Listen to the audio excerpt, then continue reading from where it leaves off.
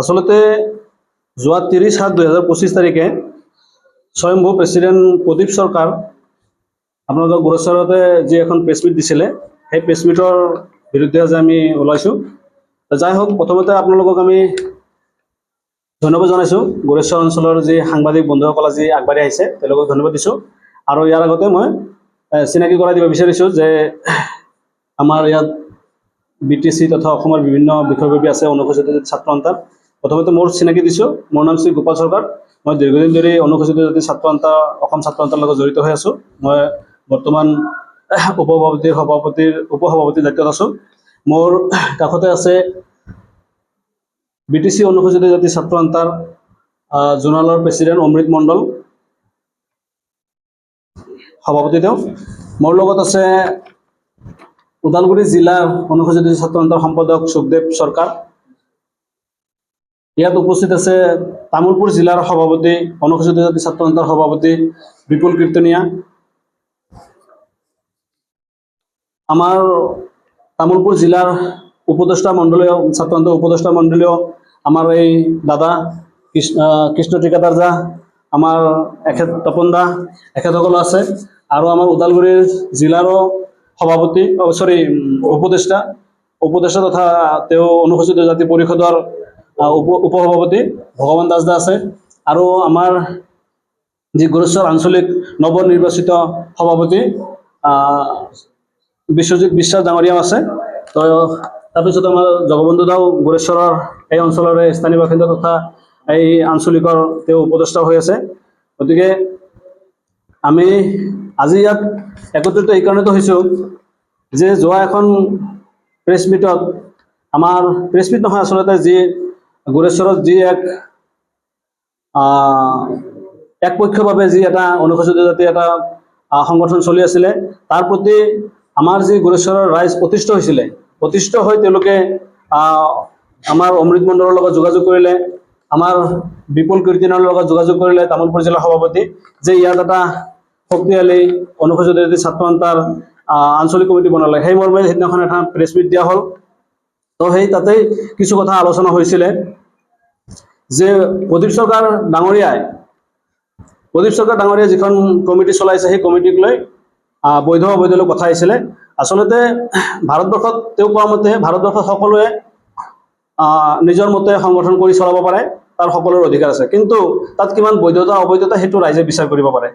এতিয়া প্ৰথমতে চাওক, 2018 চনত যেতিয়া আমি দেখা পালোঁ কেন্দ্ৰীয় কমিটি অসম কমিটিয়ে যেতিয়া দেখা পাইছিলে যে প্ৰদীপ চৰকাৰে ৰাজনৈতিক দলৰ লগত চামিল হ'ল, ৰাজনৈতিক দলৰ লগত তেওঁ বিভিন্ন ধৰণৰ কাম কাজত ব্যস্ত হ'ল, আমি যেতিয়া পৰিলক্ষিত কৰিলোঁ, তেতিয়া তেওঁ আমাৰ কমিটিয়ে প্ৰেছ ৰিলিজ এখন দি সংবাদ মাধ্যমৰ জৰিয়তে তেওঁক বহিষ্কাৰ কৰিলে। তেওঁ সেই সময়ত কিন্তু নিমাত তেওঁ কোনো ধৰণৰ কাউণ্টাৰ দিয়া নাই।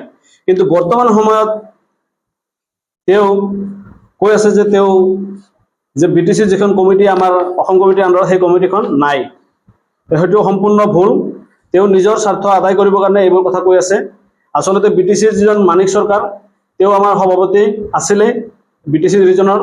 বিগত সময়ত তেওঁ কিছুদিন আগত তেওঁ UPPL পাৰ্টিটোৰ কিছুমান সমস্যাৰ কাৰণে বা তেওঁৰ ইণ্টাৰেষ্টেড বা কিমান দিন আৰু সংগঠনত থাকিব সেই বুলি ভাবি তেওঁ আমাৰ পৰা অব্যাহতি লৈ তেওঁ হেৰিত জইন কৰিলে, UPPL পাৰ্টিত জইন কৰিলে। সেইটো কাৰণে আমাৰ ক'বলগীয়া নাই। কিন্তু আমি লগে লগে আমাৰ কাৰ্যনিৰ্বাহক সভা এখন দি বা তেনেকুৱা ধৰণৰ অনুষ্ঠান এটাৰ জৰিয়তে আমি অমৃত মণ্ডলক আমাৰ গোটেই ৰাইজে BTC ৰাইজে সভাপতিৰ দায়িত্ব দিলে। সেইমতে কমিটিখন চলি থাকিলে। এতিয়া প্ৰদীপ চৰকাৰৰ যে কমিটিখন ভুৱা, সেইটো আপোনালোকে এই ফটোবোৰ চালে গম পাব। প্ৰদীপ চৰকাৰ ডাঙৰীয়াই এটা সময়ত অসম কমিটিৰ যি চিম্বল আছিলে, যি লগো আছিলে, সেই লগোৰ তলত বহি তেওঁ সভা সমিতি কৰিছে, মানে BTCৰ প্ৰেচিডেণ্ট হিচাপে। গতিকে খৰাবাৰীত আমি সেই সময়ত অধিৱেশন দি তেওঁক তাতে আমি প্ৰেচিডেণ্ট হিচাপে চিলেকশ্যন কৰিছিলোঁ। কথাটো সত্য। কিন্তু পিছৰ পৰ্যায়ত তেওঁ যিবিলাক ৰাজনৈতিক দলৰ লগত যি চামিল হ'ল, তাৰ কাৰণে চেণ্ট্ৰেল কমিটিত বহিষ্কাৰ কৰিলে, এইটো খাটাং। গতিকে তেওঁৰ সেই কমিটি আমি আজিও বাহাল ৰাখিছোঁ। তেওঁক যি বহিষ্কাৰ কৰিছিলে সেইটো আমি আজিও ৰাইজে মানি লোৱা নাই।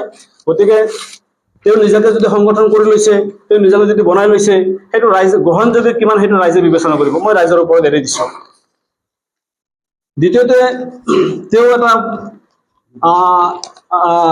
আমাৰ কেন্দ্ৰীয় কমিটিৰ ওপৰত এটা অপবাদ দিছে যে BTC যেতিয়া গঠন হৈছিলে 2003 চনত, BTC গঠন হোৱাত কেন্দ্ৰীয় সমিতিয়ে কিয় তাত ৰিজাৰ্ভেশ্যনৰ কথা উল্লেখ কৰিব পৰা নাই বা কৰা নাই তেওঁ আমাৰ কেন্দ্ৰীয় সমিতিক নিমাত বুলি কৈছিলে আচলতে চাওক সেই সময়ত মই এই সংগঠনৰ লগত জড়িত নাছিলোঁ মই বহুত জুনিয়ৰ আমাৰ প্ৰদীপ চৰকাৰ ডাঙৰীয়া আচলতে তেওঁ দীৰ্ঘদিন ধৰি অসম কমিটিৰ লগত কাম কাজ কৰি আছিলে তেওঁ মোতকৈ বহুত সিনিয়ৰ গতিকে সেই সময়ত কেন্দ্ৰীয় কমিটিৰ মতে জানিব পৰা মতে কেন্দ্ৰীয় কমিটিয়ে কৈছে তেওঁ সেই সময়ত কি কৰি আছিলে প্ৰদীপ চৰকাৰক আমি এতিয়া ক'ব বিচাৰিছোঁ যে আপুনি তেতিয়া কি কৰি আছিল আপুনি তেতিয়া সেই সময়ত আপুনি যিহেতু মোতকৈ সিনিয়ৰ বহুত দিন আগৰ পৰা সংগঠনৰ লগত জড়িত সেই সময়ত আপুনি কিয় নিমাত হৈ থাকিলে গতিকে এনেকুৱা হৈছে যে প্ৰদীপ চৰকাৰ ডাঙৰীয়াৰ যি দুৰ্বলতা যি অক্ষমতা যি নেকি তেওঁৰ মানে কি ভাষাত কম এতিয়া ভাষা মই বিচাৰি পোৱা নাই যি নেকি তেওঁ বিফলতা এই বিফলতা লুকাবৰ কাৰণে আচলতে তেওঁ এতিয়া চালে বেৰে কোবাই 2003 কথা অসম কমিটিক বদনাম কৰিব বিচাৰিছে তাৰ মাজত চাওক এতিয়া প্ৰসংগক্ৰমে আহে আজি চাওক বিটিচিৰ যি ভিজন ডকুমেণ্ট ওলাই আছে এই ভিজন ডকুমেণ্ট তেওঁতো বিটিচি চৰকাৰ UPPৰ লগত সম্পূৰ্ণৰূপে ওতপ্ৰোতভাৱে জড়িত আছে আৰু আনকি তেওঁ নিজে সভা সমিতিত কৈছে আমাৰ ওচৰত যে প্ৰমোদৰ লগত আমাৰ বিৰাট ভাল গতিকে তেনেকুৱা এটা বিটিচি চিফৰ লগত ভাল থকা ব্যক্তি এজনে যে ভিজন ডকুমেণ্ট ওলাব পৰা নাই তাতকৈ লজ্জাজনক তেওঁৰ কাৰণে হ'ব পাৰে নেকি গতিকে আমি তেওঁ যিবিলাক কথা কৈছে অযুক্তিকৰ আমি ধিক্কাৰ দিছোঁ এতিয়া তাৰ লগে লগে আহিছে যে তেওঁ কৈছিলে যে তেওঁ কলাইগাঁৱত 8,000 মানুহ একেলগ কৰি তেওঁ বোলে কিবা এখন সভা দিছিলে আপোনালোকে যদি প্ৰমাণ বিচাৰে সেইখন সভা আচলতে অনুসূচিত যদি ছাত্ৰ আন্দোলন নহয় এইখন সভা হৈছিলে UPPৰ পাৰ্টিৰ যিখিনি শিডিউল কাষ্টৰ মানুহ আছিলে বা তেওঁলোকৰ চেল আছিলে এই মানুহখিনি সম্পূৰ্ণ জড়িত আছে ইয়াত চাওক যিখন নেকি RC কমিটি আছে RC কমিটিৰ যিকেইজন ব্যক্তি আছে ইয়াত আপোনালোকে ভালকে যদি তদন্ত কৰে ৰাইজক যদি জনাও আমি তেতিয়াহ'লে সকলোৱে কৈছে এইটোতো UPPৰ দলৰ চেলৰ মিটিং আনকি এইখন সভাৰ যিখন সম্পাদক যিজন সম্পাদক তেওঁ নিজে আমাক ব্যাখ্যা কৰি দুখ কৰি কৈছে যে আচলতে আমি সভাখন UPPৰ চেলৰ পৰা পাতিব বিচাৰিছিলোঁ যেতিয়া আমি জনসভা আমি ফিল পুৰা হেৰি কৰি দিলোঁ মানুহ যেতিয়া জাগৃত হ'ল তেতিয়া ফটককৈ স্বপন দাস আৰু প্ৰদীপ মণ্ডল সোমাই আহি আমাক ক'লে যে আমি ছাত্ৰ সন্থাৰ নাম দি এই কমিটিৰ এই মিটিংটো পাতোঁ তেতিয়া তেওঁ বাধ্য হৈ পাৰ্টিৰ স্বাৰ্থত প্ৰদীপ মণ্ডল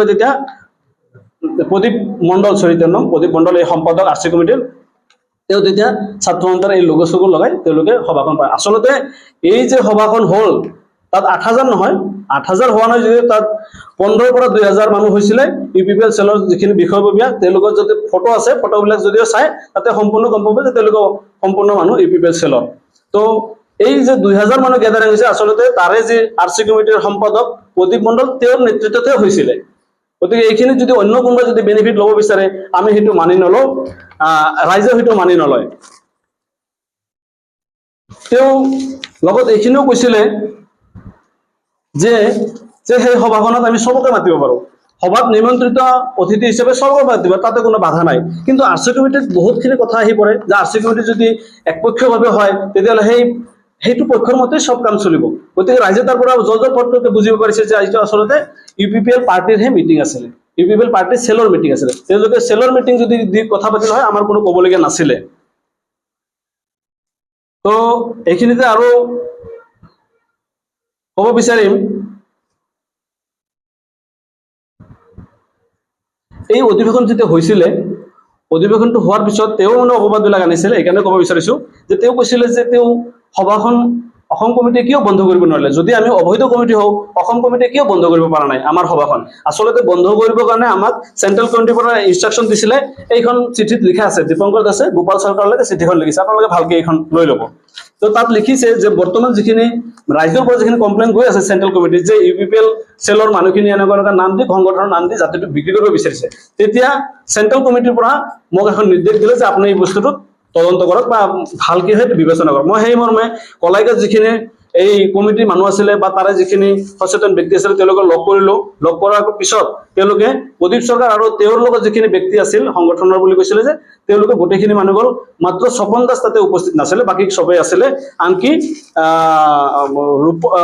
প্ৰদীপ মণ্ডল তেওঁ নিজে উপস্থিত আছিলে সুভাষ মণ্ডলৰ ঘৰত আমি আলোচনাত মিলিত হ'লোঁ মোটামুটি ভালেখিনি মানুহ আহিছিল তাত আলোচনা হ'ল যে কি কাৰণত কি হ'ল বিতংভাৱে আলোচনা হোৱাৰ পিছত প্ৰদীপ চৰকাৰ ডাঙৰীয়াই বিগত সময়ত যি ভুল কৰি গৈছিলে সেই ভুলৰ কাৰণে তেওঁ তাত আমাৰ গোটেইখিনি মানুহৰ ওচৰত তেওঁ ক্ষমা বিচাৰিছে ক্ষমা বিচৰাৰ পিছত ৰাইজেও বুজালে যে আমি গোটেই জাতিৰ স্বাৰ্থত আমি বিটিচিত একত্ৰিত হৈ কাম কৰিব লাগে। আমি ইয়াত বিটিচি কমিটি, অসম কমিটি, কিবা কমিটি এইবোৰ কৰি লাভ নাই। সেইমতে তেওঁ মান্তিও হ'ল। তেতিয়া তেওঁ আমাক ক'লে যে আমি প্ৰতিনিধি সভাত গৈ সবে একেলগে কমিটি কৰিম।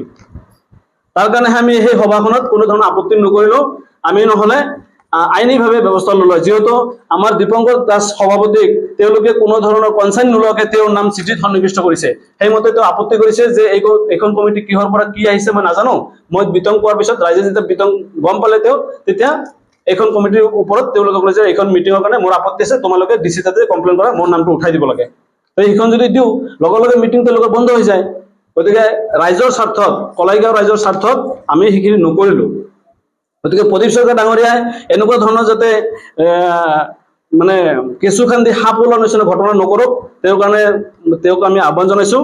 তেওঁ নহ'লে নিজৰ ব্যক্তিগত যোৱা 30 তাৰিখে আমাৰ যিটো BTR-ৰ অনুসূচিত জাতি ছাত্ৰ সন্থাৰ এখন সভা আয়োজন কৰিছিল। তাতে আমাৰ প্ৰদীপ চৰকাৰ ডাঙৰীয়া এটা কথা কৈছে যে তেওঁ মোক তাৰ ওপৰত এটা মই ভিত্তিহীন বক্তব্য কৰিছিলোঁ। তেওঁ কৈছে যে এটা ছাত্ৰ সংগঠন হৈ ক'ৰ পৰা লুটপাট কৰিছে। মোৰ তাত প্ৰমাণ আছে, কালাইগাঁৱৰ পৰা তেওঁ 5,000 টকাকৈ লৈছে IBS-ৰ নামত। তেওঁলোকৰ মোবাইল নাম্বাৰ আৰু এড্ৰেছ আছে, যদি আপোনালোকে কণ্টেক্ট কৰিব পাৰে এইখন মই আপোনালোকক দি যাম। তেওঁ যদি দুৰ্নীতি কৰা নাই এইখিনি সম্পূৰ্ণ মতে তথ্য আছে। আৰু তেওঁলোকক যদি আপোনালোকে সাক্ষাৎ কৰিব পাৰে, নম্বৰ দিছে, আপোনালোকে ফোন কৰি তেওঁলোকক কথা পাতিব পাৰে। ইয়াতেতো কৰিবলৈ বহুত কথা আছে। এতিয়া যিহেতু দুৰ্নীতিৰ কথা আহিছে, ঠিক আছে লাষ্টত লাহেকে কৈ যাম, আৰু একবাৰ প্ৰেছ মিট দিম আমি 2 দিনৰ ভিতৰত। কিবা এটা বিসংগতি আছে মোৰ লগত, একদিনতো তেওঁলোকৰ ওপৰত বহুত দুৰ্নীতি আছে। তেওঁ যদি প্ৰমাণ বিচাৰে মোৰ ওচৰত আহিব দিলে মই তাত সম্পূৰ্ণ প্ৰমাণ দেখুৱাই দিম। মোবাইলত সম্পূৰ্ণ প্ৰমাণ আছে মোৰ লগত। এইটোতো হৈছে তেওঁ দুৰ্নীতি কৰাৰ কাৰণে নিজৰ যিটো ভুৱা সংগঠন কৰি আছে। তো ৰাইজক আমিতো বাৰ বাৰ কৈ আছো যে তেওঁ BTR-ৰ যিটো সংগঠন চলাইছে এইটো ভুৱা সংগঠন, আৰু ৰাইজক ঠগোৱাৰ কাৰণে তেওঁ সংগঠন চলাই আছে নিজৰ ব্যক্তিত্বহীনৰ বাবে বা নিজৰ মুনাফাৰ কাৰণে।